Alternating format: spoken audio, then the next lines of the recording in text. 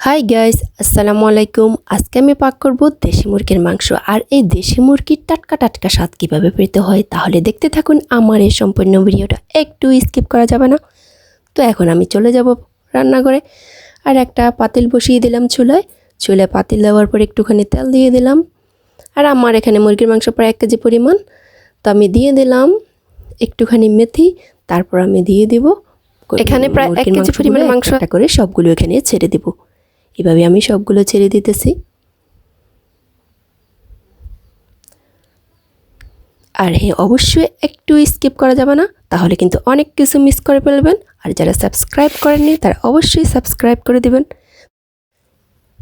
এখানে আমি দিয়ে দিলাম লবণ, পরিমাণ মতো লবণ দিয়ে দিবেন, 1 টেবিল চামচের মতো আমি দিলাম। তো আমি দিয়ে দিলাম হলুদ। তারপরে আমি এখন দিয়ে দিলাম 1 টেবিল চামচের মতো মরিচ গুঁড়া। আর সবগুলোকে মিশিয়ে দিলাম। তারপরে দিয়ে দিলাম 2 টেবিল চামচ রসুন বাটা, 2 টেবিল চামচ আদা বাটা,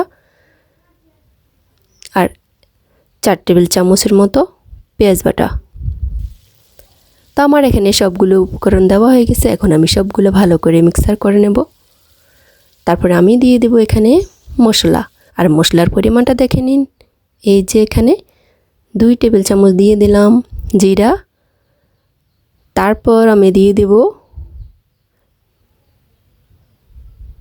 2 টেবিল চামচের মতো গোলমরিচ। আমার গোলমরিচ দেওয়া হয়ে গেছে। এখন আমি দেব 10-12টার মতো লং। আর এখানে দিয়ে দেব আমি 10-12টার মতো এলাচ। তারপর আমি দিয়ে দিলাম একটা জয়ত্রী আর দিয়ে দেব ছোট্ট একটা জায়ফল। আমি এখানে মুরগির মাংসের সাথে আলু ব্যবহার করব, তাই আমি 2 টেবিল চামচ করে নিয়েছি। আপনারা আলু না দিলে 1 টেবিল চামচ করে নেবেন। তারপর আমি দিয়ে দিলাম 2 টুকরা দারচিনি। দেওয়ার পর আমি দিয়ে দিলাম মেথি। আর দারচিনিটা বাড়িয়ে দিয়েছি কারণ মুরগির মাংসে দারচিনিটা সবসময় একটু বাড়িয়ে দিলে খেতে অসাধারণ লাগে, মানে স্বাদটা বেড়ে যায়। তারপর আমি দিয়ে দিলাম এখানে 2 টেবিল চামচের মতো ধনিয়া।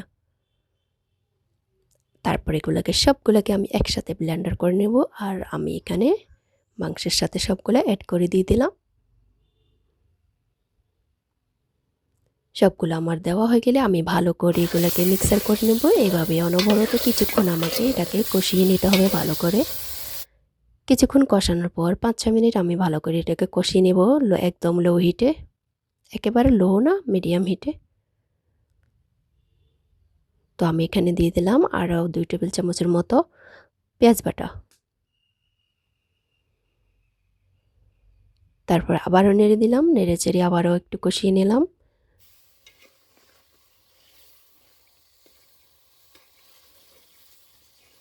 ভালো করে যখন মিশানি হয়ে যাবে কিছুক্ষণ এভাবে, তারপর আমি এখানে দিয়ে দিব 1 কাপ পরিমাণ মতো টক দই। টক দইটা আপনাদের কাছে না থাকলে নাও দিতে পারেন, কোনো সমস্যা নেই। তারপর আমি এখানে দিয়ে দিলাম টক দই দেওয়ার পর আমি এটাকে আবারও নেড়ে চেড়ে কিছুক্ষণ অনবরত কষিয়ে নেব। আর এভাবেই কষাতে থাকবো কিছুক্ষণ, এমনভাবে কষাবো যাতে আমার এই মাংসের পানিটা, মানে যে ঝোলটা আছে ওটা যেন শুকিয়ে যায়। এভাবে আমি কিছুক্ষণ এটাকে কষিয়ে নেব।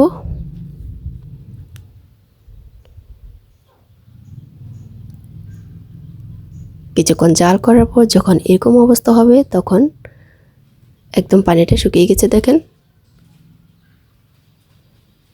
তো অবশ্যই কিন্তু একটু স্কিপ করা যাবে না, সবটা কিন্তু পুরোপুরি দেখে নেবেন। তারপর আমি এখানে দিয়ে দিলাম পানি।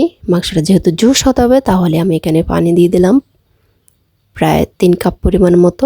আপনারা সিদ্ধ হওয়ার মতো পরিমাণ মতো দিয়ে দিবেন। পানি দিয়ে আমি এটাকে জাল করে নেব। একটু নেড়ে চেড়ে ভালো করে দিয়ে দিলাম। তো এভাবে আমি কিছুক্ষণ এটাকে জাল করতে দিয়ে দিলাম। আর এখানে আমি যেহেতু আলু দেব তাই আমি কয়েক পিস আলু কেটে নিয়েছি। আর এখানে কড়াইয়ের মধ্যে একটু হালকা তেলের মধ্যে আমি এগুলোকে ভালো করে ভেজে নেব। দিয়ে দিলাম আলুর মধ্যে লবণ, তারপর আমি দিয়ে দেবো হলুদ। আর এগুলোকে ভালো করে মিক্সার করে কিছুক্ষণ অনবরত নেড়ে চেড়ে এগুলোকে একটু হালকা লাল করে নেব। এই যে আমার এগুলো লাল হয়ে গেছে, এরকম লাল লাল যখন হয়ে যাবে তখন আমি মাংসের সাথে ঢেলে দেবো। কারণ এই আলুগুলো যখন আমি মাংসের সাথে ব্যবহার করব তখন কিন্তু মাংসের সাথে একটুও কমবে না। আপনারা এভাবে আলু ব্যবহার করতে পারেন। অনেকেই কিন্তু মাংসের সাথে আলু ব্যবহার করে বা খেতে পছন্দ করে।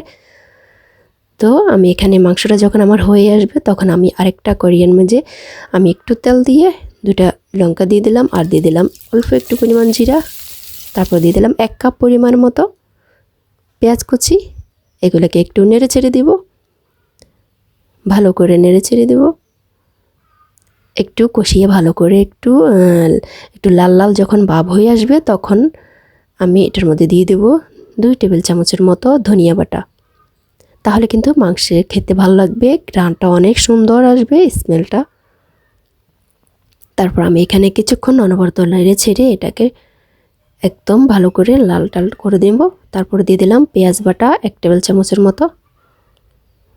সবগুলো যখন আমার ভালো করে মিক্সার হয়ে গেছে এবং মশলাটা আমার প্রায় হয়ে আসবে তখন আমি এটাকে দিয়ে দেব মাংসের মধ্যে। তো আমার হয়ে গেছে, এখন আমি দিয়ে দিলাম সবগুলা মশলা মাংসের মধ্যে। আমি এখানে তেল কম ব্যবহার করেছি যেহেতু মাংসের মধ্যে পর্যাপ্ত পরিমাণ তেল রয়ে গেছে। আমি সবগুলো দিয়ে দিলাম, দিয়ে আরও জাল করে নেব 2 মিনিট পর্যন্ত। 2 মিনিট পর্যন্ত যখন আমি জাল করে নেব তখন মাংসের টেস্টটা অনেক স্বাদ হবে। তো আমার এখানে মাংসটা হয়ে গেছে আর এটা খেতে অনেক টেস্টি হয়েছে। আপনারা চাইলে এভাবে ট্রাই করতে পারেন আর অবশ্যই একটা সাবস্ক্রাইব করে যাবেন। ভিডিওটা যদি ভালো লাগে থাকে একটা লাইক করে দিবেন।